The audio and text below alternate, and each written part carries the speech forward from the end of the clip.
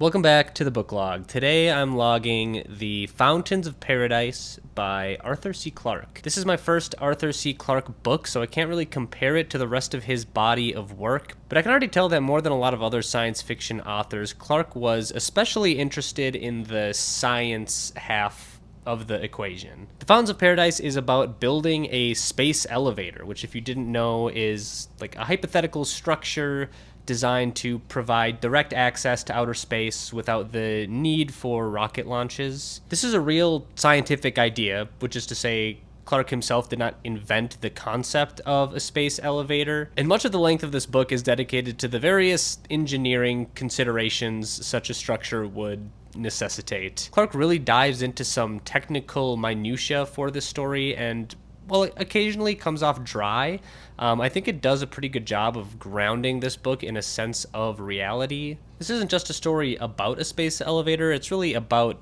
the process of building a space elevator, and as a result, you learn a lot about what it would actually take to accomplish doing something like that. Like, for example, the entire transportation system would involve some incredibly thin yet incredibly strong filament that could withstand the immense gravitational and centrifugal forces of the Earth. There'd also have to be a large center mass in geostationary orbit, and then the tower would have to expand even farther out into space toward a counterweight. The protagonist of the story is the head engineer of this project, Vannevar Morgan, and as a result, these technical elements are at the forefront of the story the majority of the time. There isn't a lot of characterization in this book, and there also isn't really a lot of plot either. Clarke seems to write his characters from quite a distance. They're not overly complicated people. The book isn't too concerned with their internal life and their thoughts and feelings and motivations and that sort of thing. They're just kind of there because someone needs to do and react to all the fascinating science stuff that's the real purpose of the story. There are some disparate threads of plot throughout the story, I would say, although they never really coalesce into one cohesive narrative. In the beginning of the story, Clarke spends a lot of time diving into the history of the region,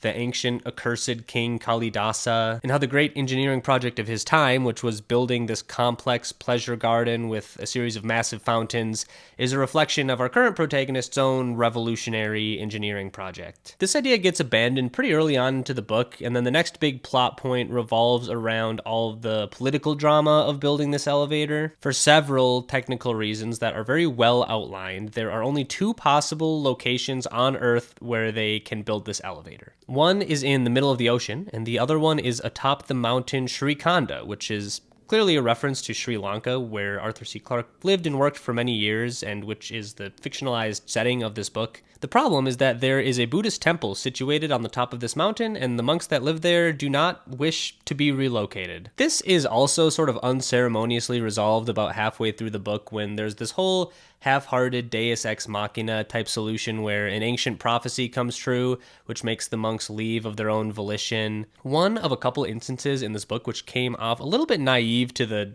beliefs and motivations of religious people, but I still thought it was fun drama while it lasted. And then lastly, the entire end section is a sort of rescue operation sequence in which Morgan has to travel up the not yet completed tower in order to rescue some scientists who got stranded there before they run out of oxygen. It was interesting to see Arthur C. Clarke work through technical solutions to all these potential issues that could arise when you're traveling up such a big tower so far away from civilization in either direction. I'm not sure if this is a confirmed influence or not, but a lot of this section of the book reminds me of The Martian in terms of the sort of rescue operations sequence and all the technical considerations that it takes to rescue someone who's stranded so far away. Also, for the record, there was this really strange side plot about a mysterious unmanned alien spaceship called Starglider that passes through the solar system and answers some of humanity's questions about the origin of the universe and stuff like that. I really enjoyed those scenes. I thought they were interesting, although they were pretty much completely irrelevant to the plot, and I'm still sort of confused about why they were included in this book. I know that Arthur C. Clarke has another book called Rendezvous with Rama, which I have not read, but it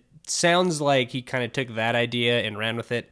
In that novel, maybe he was just sort of testing it out in here. Not really sure. I would still say that I like this book overall. I think despite the lack of characterization and the kind of directionless plot, the real strengths of the story lie in its ideas and in its imagination. There's a really cool scene where Vanderveer Morgan is like ascending up through the Aurora Borealis that I thought was super striking and colorful and kind of strange. He just plays with some really fascinating concepts. He clearly has some sort of science background and he's able to explore these things with some degree of expertise. Also, he had an incredibly prescient mind when it came to predicting ideas of the future for someone living in the 1970s. In this book, he describes things that are comparable to Google alerts, social media, the internet, not to mention the fact that the technology necessary to build an actual space elevator is a lot closer to reality now than it was when the book was written. So while not my favorite science fiction story of all time, it's certainly an interesting one. It's clear that Arthur C. Clarke knew his business and knew what it would take to actually realize such an immense